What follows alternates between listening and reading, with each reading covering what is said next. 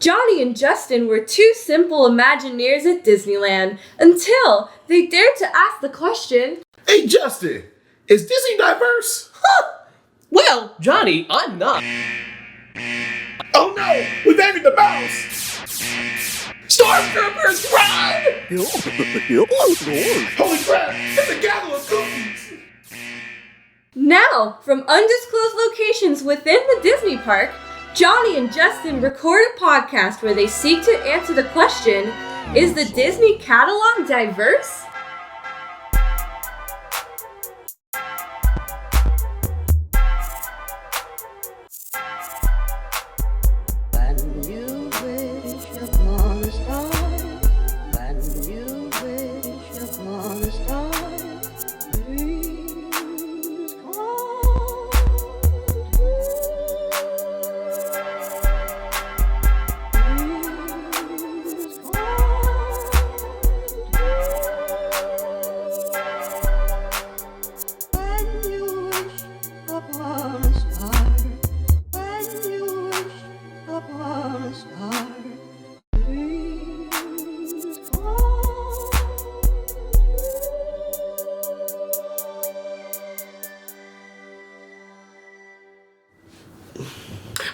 It's Justin.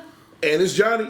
Welcome to Disney+Diversity. It's another new day. It's a brand new episode. And our show is about... heavyweights! Woo!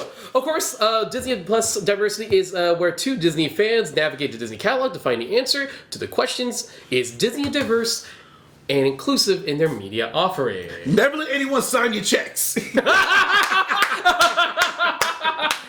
So Johnny, oh my gosh, this movie is so hilarious. So Johnny, okay man, when we were putting the show together and we were looking at the catalog, there was a movie, and it was this one that you and me went, we have to put that in. Oh yeah, we gotta do heavyweights. And here's the thing though, before we did it, we're like, I love heavyweights, you love heavyweights, I'm a big good dude.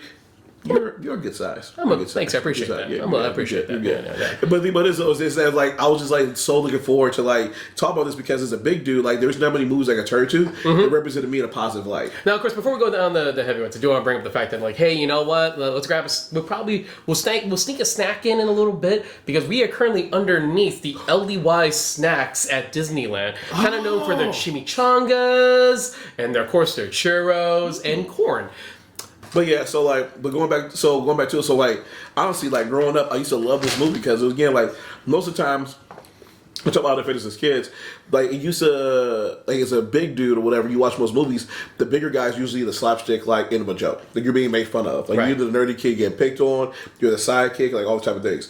That's the reason why, like, I low-key loved John Candy growing up. John Candy. Dude, yeah! Like, love John Candy. The man, Uncle Buck. Stripes. So many dumb bros. Anyway, yeah. But the thing about this was that like in heavyweights, you're gonna see like all these big kids who are all like the main characters, who are all like again the main like focal point of the story. Yeah. And yeah, there was some bullying going on, but it's for like, no, this shit is wrong. Leave them alone. And it was cool to see them do cool shit and have like their own attributes and like go on adventures and do cool stuff. I mean, that is the key. I mean, here's the thing, right? When you look at that poster and you look at that cast. Yeah, in the 90s, dude, the answer was like, oh, I get it. You took all the big kids from the other movies and put them in this movie. And the answer is, I mean, yeah, that is exactly what happened. But, 3 of them are Mighty Ducks. Yeah.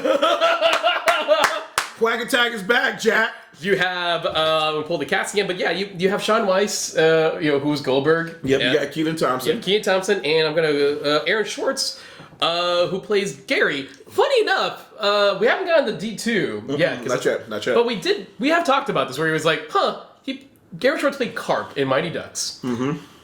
And then he just disappeared. Exactly. He wasn't there for D2 for some weird reason. They didn't even mention him. But he gets the heavyweights and he's the main character. Yeah. Hey, which is kind of cool. FYI again, Heavyweights is written and directed by Stephen Brill, who was also who wrote all the other Mighty Ducks movies. And yes, this is his feature film debut. But there's a couple of other really big names attached to this film. Actually, there's a lot of big names. There is. Like, it's weird. It was one of those situations where it's like, a film project comes together and it's so full of talent that a lot of people go into like bigger things later on. Yeah. Like one of the co-writers of this script was Judd Apatow. It's like, the fuck? For real? And then of course the big star, one of the biggest antagonists of this whole film, Ben Stiller.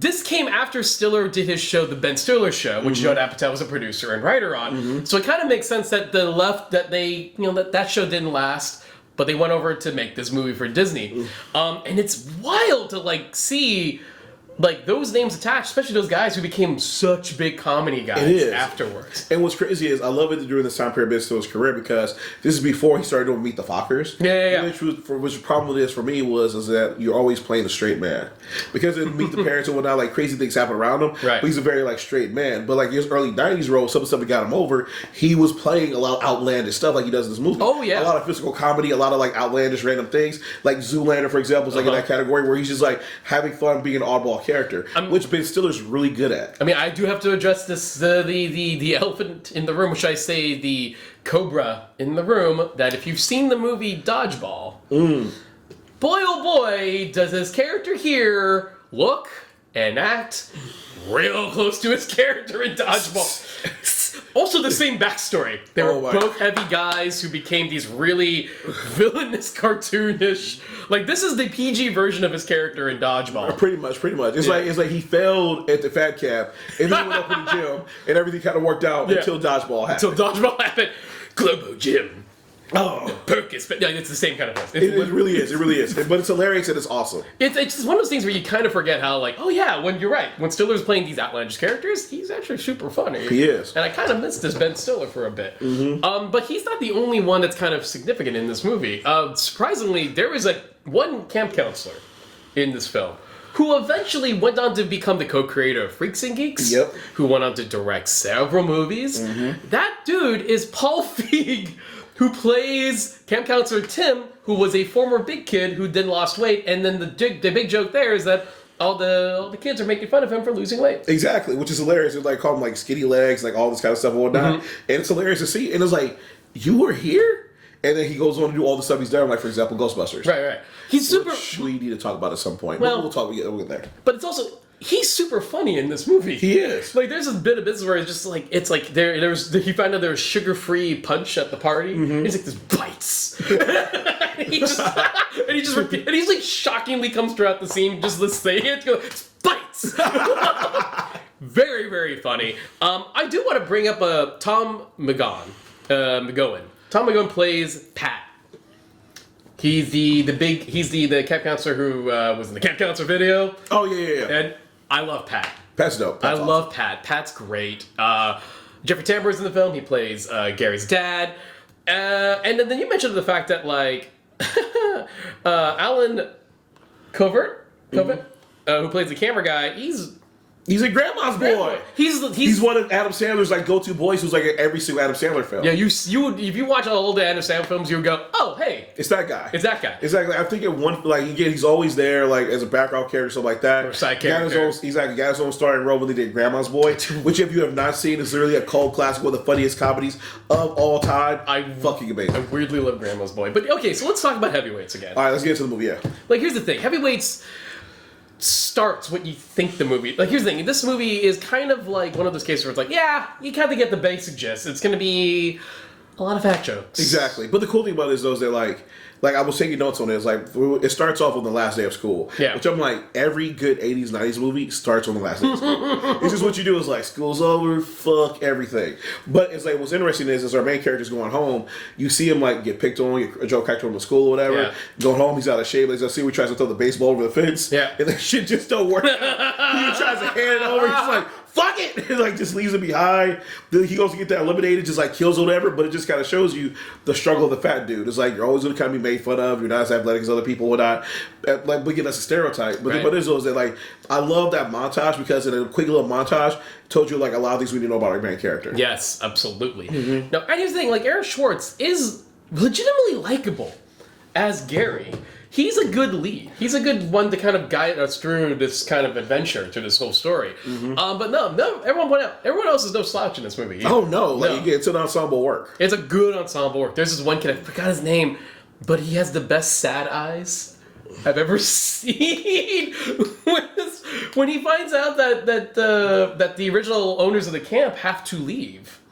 He has the saddest eyes. Oh, yeah. And the tear coming out of his face, everything. I love that kid because he's the kid who's like, when they arrive at the camp, is like waiting by or whatever. Well, it gives you this weird, like, farm vibes. Like, are you going to hurt them? Like, he's like some crazy shit or whatever. But he's like ends up being like one of the best hilarious characters who like does not talk but says so much with his facial expressions. It's just like hilarious. Shaun Weiss plays Josh, and he also gets some pretty. Here's the thing. I think it's one of those cases where it's like because he was famous for being Goldberg, he gets some pretty big comedy beats in this thing. He does. And what's crazy is like going back to his role as Goldberg, he was only supposed to have one line in that movie. That's right. He shows up on set, just starts cutting. There's like, add more. Give this man more to do. And then later on, this leads to his role at Heavyweights, and then it's like, bro, like. You show up for one line to get a whole career for the 90s off of this. Yeah. 3 Ducks movies, fucking Heavyweights, and who knows what else he probably did as well. Yeah. So props to him. And also, he's hilarious here. Also, Kenan Thompson. I will never forget his first scene. Yes. In the airplane. Yes.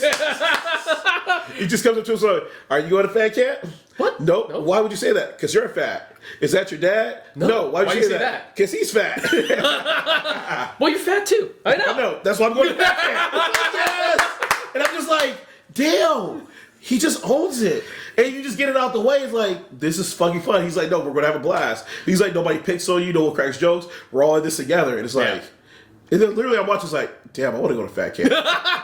This is the thing. This movie is surprisingly really funny still. Yeah. There is still a lot of beats in this theme. Like, that's actually dang funny. Yeah, I give a lot of credit to like it's hilarious is that so much of it honestly is like character reaction to stuff. Yeah. Which is that the kids are just selling it so well. And Ben Stiller just being I was fucking by. Like we're gonna jump around. But there's that moment where like he's like on the needles. Yeah. And they put the ice on it. Oh yeah, and he's like and they come down and like break it. And, it's like what? It's hilarious. But when you watch the people watch like what the fuck is wrong with him?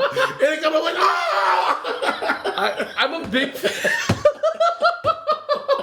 Oh my gosh! I actually do recall like there's a couple of bits with the character of Lars, who's the German who's like what Tony Perkinson's group, and there's this bit of business where he's just like. It's like, well, don't worry, they are the body system. The body system. Yes, I remember thinking that. What? Body! Body! Body system? Yeah, have a look. Body! Body! Body! Body! Buddy! Buddy! Buddy! I was like, this is fucking genius. How is this happening right now? Oh, buddy system. Buddy! Buddy! And like, and I love it so lazy because like some of the kids are actually on their hands. It's like, someone is putting their hand up. Buddy! It is. This is the thing. The movie. That's low key the theme of this episode now. Buddy! Buddy! Buddy! Buddy! No, the movie is. This is the thing. The film is surprising because again, you have Brill who did some really funny stuff in Mighty Ducks. Mm-hmm. You have Apatow. You have Stiller. It's kind of hard to not be funny. It is, and it works so well. Yeah. Well, okay, so let's get to the plot of it. So they arrive at the fan camp and everything like that. Everything's like looking like it's going to be great. They meet what's the homie's name? Paul Feig. Paul Feig. Yeah, exactly. They also meet the new Nurse Julie, and everything like that. Literally the only woman in this movie. Leah Lale, who you might know from this, like some bit roaster there. Mm-hmm. She was also on VIP, Pamela Anderson's show. She was the secretary during the 90s. Was just like you look familiar. It's like that was her role. Mm-hmm. And so like it looked like he's going to be like a blast of a summer. Like our main character Jerry's like, oh, it's going to be dope. It's going to be awesome. Blah blah blah. And then they go out, and then Jerry Stiller, Ben Stiller's dad comes out. He's on the recap with his wife, and they're like, hi yo. Like what's it like? Hey yo. They're like, you're gonna love these people. This is dope. But then they're like, well, guys, we went bankrupt. I was like, what? We had to sell the camp. Wait, what? Yeah. And it was like, I'm just looking like, as soon as I saw it, I was like, wouldn't you like know this before you're like start the first day of camp? Yeah. Wouldn't you know before you start recruiting people to come to camp? Yeah. You wait till now to tell them this? But literally delivers one of the best lines in this movie. What was it? Never let someone sign your checks. I was like, Jerry Stiller is fucking hilarious. Oh my god! I also love that anytime Ben Stiller shows up in a thing, if he can find a way to put his parents in these movies, he does, yeah. And like Jerry Stiller, and I forgot Jerry Stiller's wife, but I was like, yeah, it's super funny. That's when we do get introduced to Stiller and the Perkins. The Perkins system. The Perkins system. Mm-hmm. And yeah, no, it does fall into some sort of traps. Into typical stuff. Like, oh, let's see the big kids fall. Let's see them not do a great job. Let's see them, and it does sort of. Let's not lie. The movie does do the obvious. Yeah, it makes it's weird though because it's weird because I was like I took a note on this. There was never a point where I felt like offended as like just somebody who's being themselves because I was like, it's different when you're making fun of yourself. Sure. It's different when you're part of the joke as opposed to like you're the joke itself. It's more like everything's funny. Like again, Ben Stiller is out of his fucking mind. Having been anyone who would be on those slide things they were doing that opening scene, would be falling down too. And then you look at it like that shit's on an incline as well.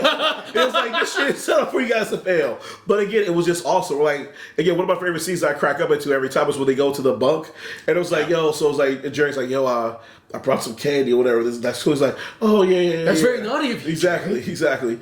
Chipmunks!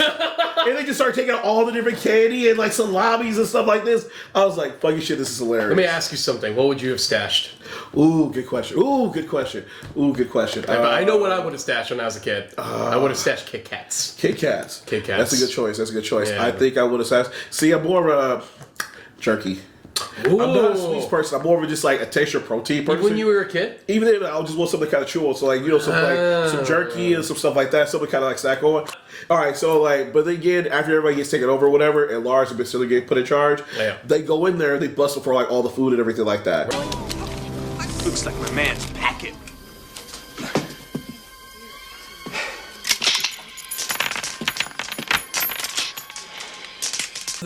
One of the key scenes of this film is the dance scene.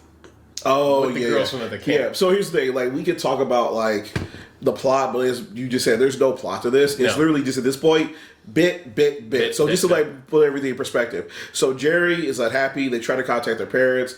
Again, Ben Stiller's intercepted the letter, so they can't really contact him. Yeah. When they call him on the phone, Jerry's like, there's no go-karts, he did this, blah, blah. And Dad's like, I didn't see you in a go-kart, cat. Yeah, it's like no connection whatsoever. Exactly. The parents are just like, you're complaining about being healthy and losing weight. Right. You're good. This means hopefully you're doing it or whatever. Which kind of sucks because, again, it doesn't like promote the body positivity or actually healthy habits. Right. So what we see after this are a progression of just bit scenes where they're just trying to bully the kids into losing weight. So as you're saying, the dance scene.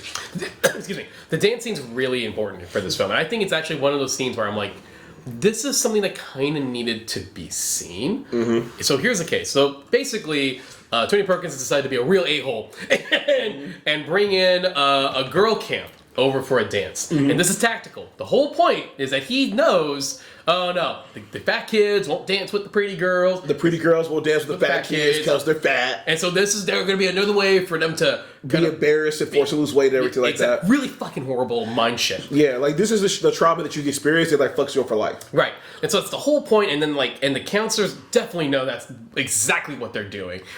And this is where my man Tim decides to be the hero. Yeah, before we get to Tim, can I interject one thing? Mm. So, again, we always talk about, again, inclusivity with stuff like this. Mm-hmm. And so going to this movie, I was like, damn, like, it's heavyweights because it's a boys' camp, like, weight loss camp or whatever, but there's no female perspective. There is no female perspective. But when they get those girl characters in there, they bring in as much as they can really quickly because, that's true. It low-key kind of quickly passes the Bechdel test. Not much, but you have a couple female characters who talk about whatever, and they talk about, like, losing weight or whatever. Yeah. And at one point, one girl says, I wrote it down. I know what you're talking about. It's like, bada bing, where's that? You throwing up your food? Yeah, he's like, throw up after meals like you do. Why don't you tell me to throw up after meals like you do? It's like, fuck. Yeah, it was kind of weird. It was a bit of a bulimia joke that doesn't really fly now. Exactly. But at the same time, though, it addresses an actual issue that exists, especially back then that people didn't really believe in, which was eating disorders. Now we know about them. We know how serious they are, but you threw in that quick perspective of an issue that like really affects people and whatnot, and it can affect like female people. So it's like it was just like, fuck, okay. No. You're trying to do something really quick. You did a joke, but at the same time expose a serious issue, which is like, okay, I see you trying. You see you trying, exactly. And actually, it makes me wonder though, like, could you have, so let me ask you this before you talk more about the dancing. Could you have done, do you think you could have done this movie with boys and girls in the fat cat together? Yes. Okay, how so? Well, I mean, like, it would be a little trying to figure out a pitch right now, but I would make the argument that, like, body issue is obviously a thing that's just... It affects everybody. It affects everybody. Yeah. And the way how a boy feels about their body compared to how a girl feels about their body, and it's also just...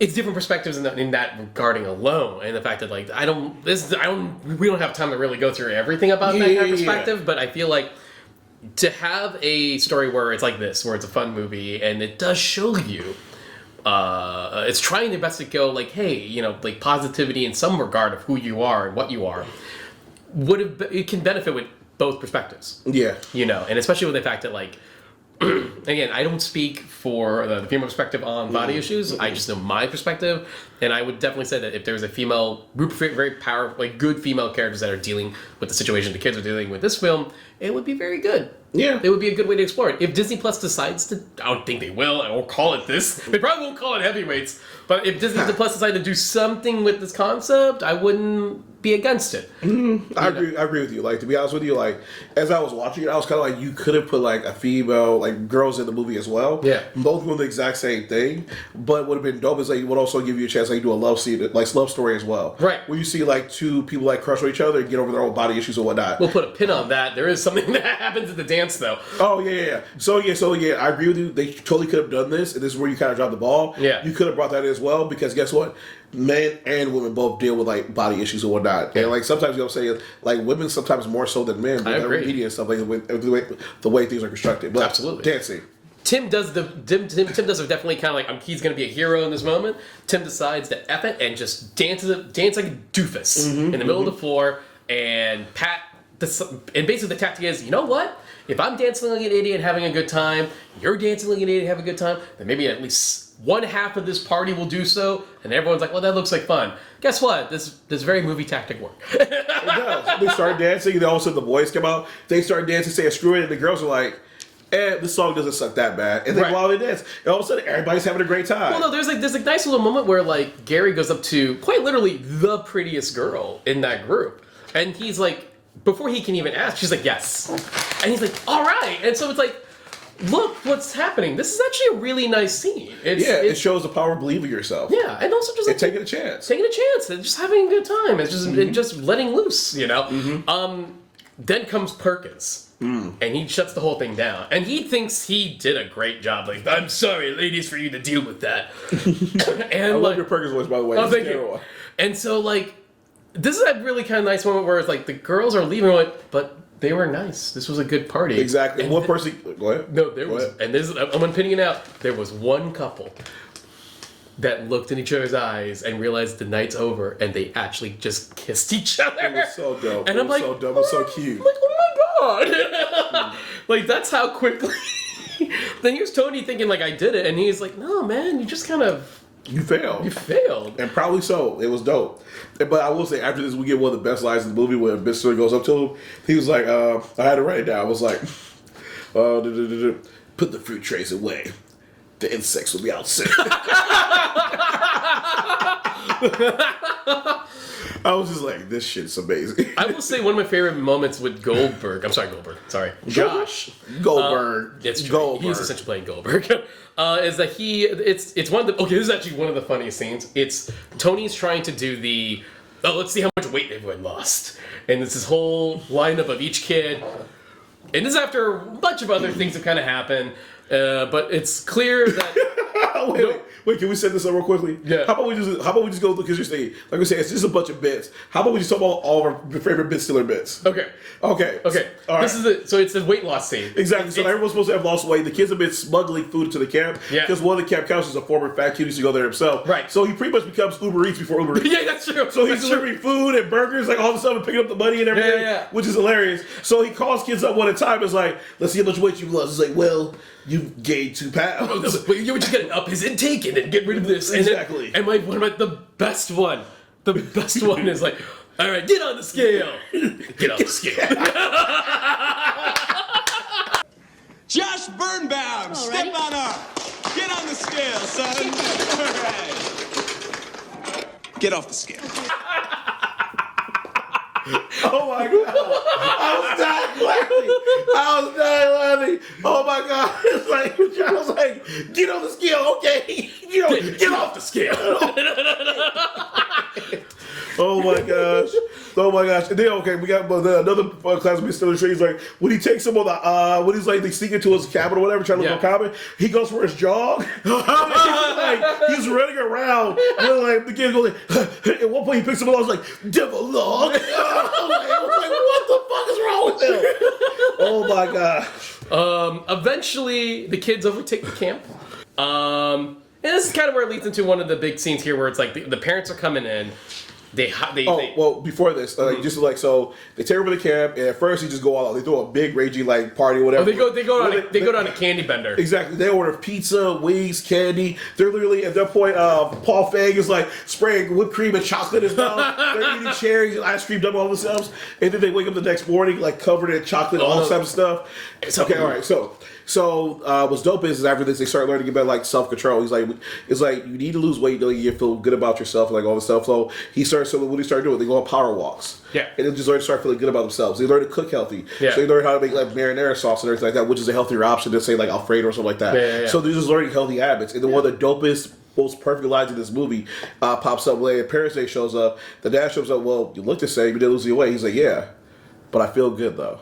And that's all that fucking matters. Right. It's just about feeling good in your own skin, feeling confident, being cool, and confident in yourself. Yeah. I think that's kind of what happens in the big Parents' Day scene, is that the big Parents' Day scene comes up, and yes, first of all, that's actually one of the biggest elements, and I feel like the big lesson in the whole film. Mm-hmm. They also try to let them know that, hey, by the way, you left your kids to a psychopath. Exactly.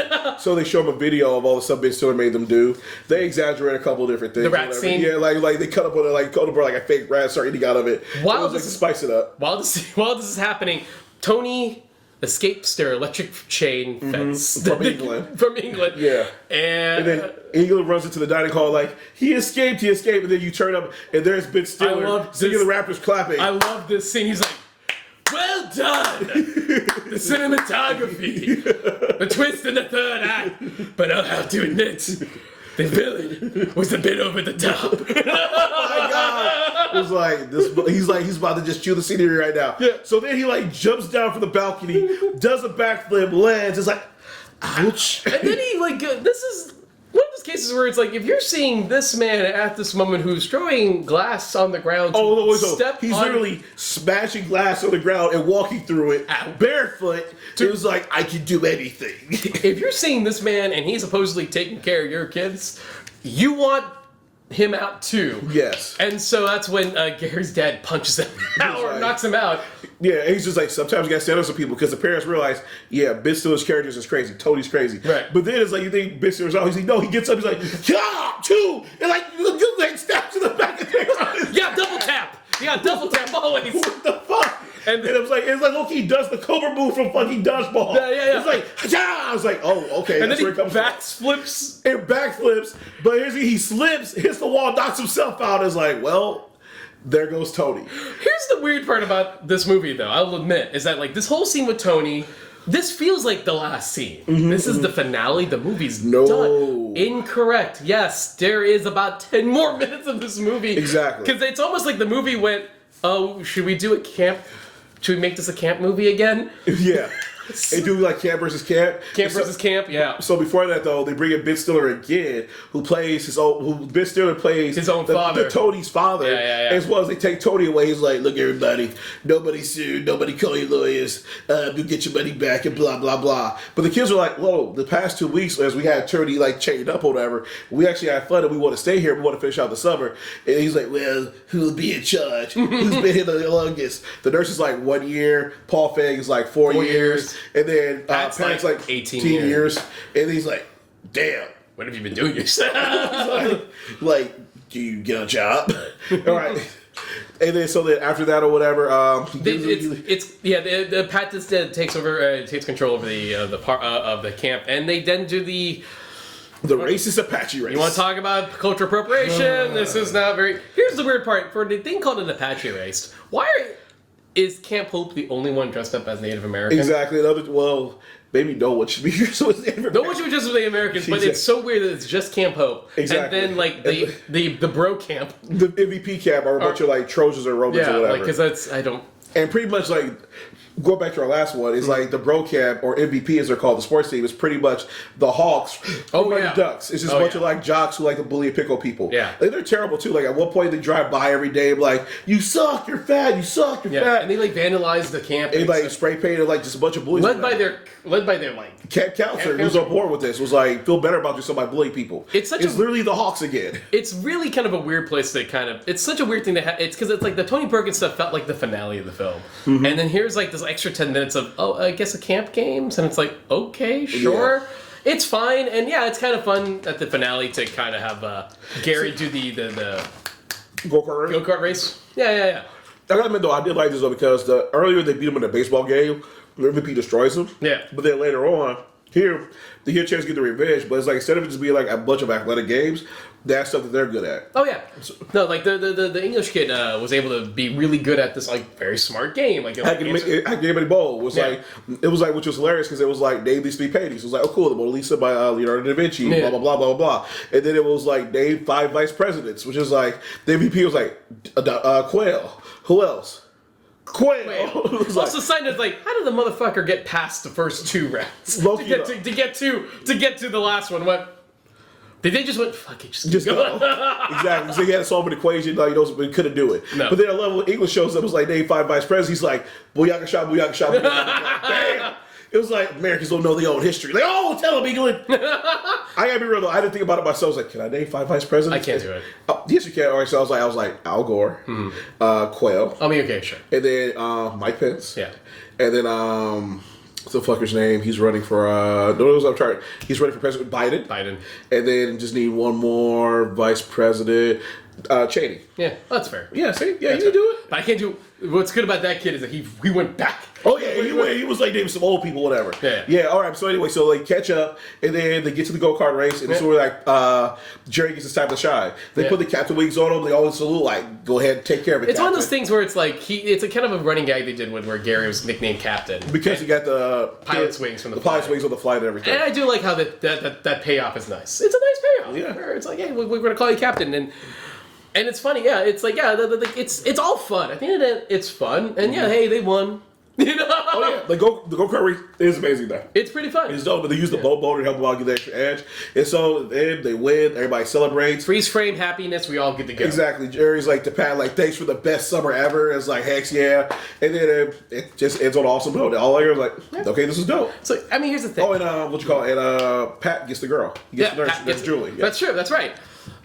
Overall, here's the thing, right? It's a fun movie. Mm-hmm. I actually am surprised like how much fun I still had watching it. I was like, this is surprisingly still watchable. Yeah. Like we've sat through stuff that like you know, we get kind of bored, look away to other things, but this was just like, no, this is cool, this is fun. I will admit, like compared to like Mighty Ducks had me more engaged. Yes. Which I was always just like, oh wow, like this is the nostalgia, the music, whatever. But I think it just kind of shows like with Heavyweights, it was cool. It was like a nice little comedy, but it shows the lasting part because sadly enough, it also did flop at the box office. It did. Like it was made for like 17 million or something like that. Mm-hmm. But at the end of the day, it didn't really make its money back. Which is the reason why it's like kind of got pushed away a little bit. But it had some. Go ahead. I was saying it had some life on HBO, like places like that where we saw that. But yeah. But it does have like. Here's the thing though, like it does have like a cult status afterwards. Like it does. It is a movie that definitely, like I said, HBO kind of just kept like the rewatchability of this, because at the end there's some decent stuff on the groundworks of this that's legitimately funny, and so that's a reason like, hey, that kind of rises to the top a little bit and it lets people kind of, hey, watch this, and I enjoyed it and had fun with it,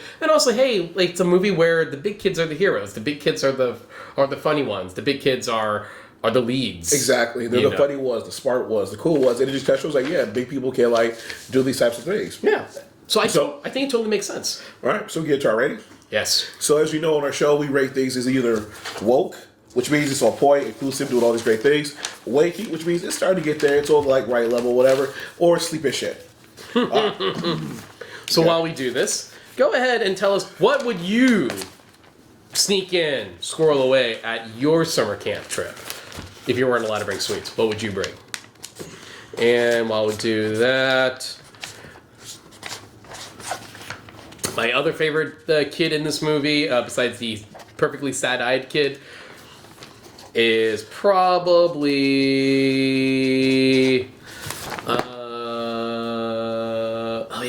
he's the one who ended up kissing that girl. Oh yeah, the kid with the glasses. The kid with the glasses. Yeah. He was cool. He was a good kid. All right. Okay, ready? Yeah. Show it to the camera. 1, 2, 3. What you got? I said waking. You said waking too. Good job. Hey, you know what, Stephen Brew? I'll give you this credit, man.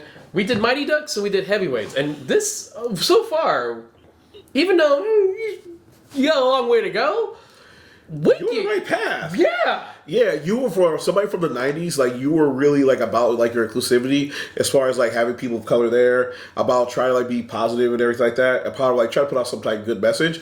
But you did fall short some areas. Yeah. So you want to explain why you gave it Wakey? You know, at the end of the day, it's like it's a movie with some surprisingly, I think, positive attitudes afterwards, and I think. In the era of like when you're watching a bunch of kid adventure films or kid story films, the big kid's the big kid, and this is the one time the big kids are the leads. And on top of that, it's kind of being positive, like, hey, it's okay. You know, you may not get the body you think you want, but you know what? Just be happy. Be cool with who you are. Be cool with who you are. Find your happiness as you are, and the body you're in. And overall, it's also. Some funny shit in this movie. Yeah, super dope. Yeah. I gave it Wakey because, like, a lot of reasons that you said. Because I mean, the first one, we'll just get the niggas out the way. It does not pass the Bechdel test. No, it does not. Like again, like it could have been inclusive, had like girl characters in here, and it kind of like you have those girl characters who talk about weight loss and like talk to each other real quick sec. But other than that, though, most of the movie just there's Julie and she's there as a love interest, and that's about it. But again, doesn't really pass the Bechdel test. In addition to that, though, doesn't pass my wire test because throughout the movie, it's just like you got Kenan, but who does Kenan talk to? Yeah. Like I checked, it was like, is Goldberg Latino? Still no. Yeah. And I was trying to figure out, so there's like no people of color here. There was an Asian American character, but he was one of Tony's counselors who literally said nothing, was just in the background. Yep. And so that's where it kind of like fell short at. But places succeeded at, dude, body positivity. Yeah. Like I still remember the scene where the quiet big kid or whatever gets on the scale. He's like, "Congratulations, you're the fattest boy in camp," and everyone starts to applaud. Oh my! Congratulations, Mr. Sims. You are the fattest boy in camp. All right, let's get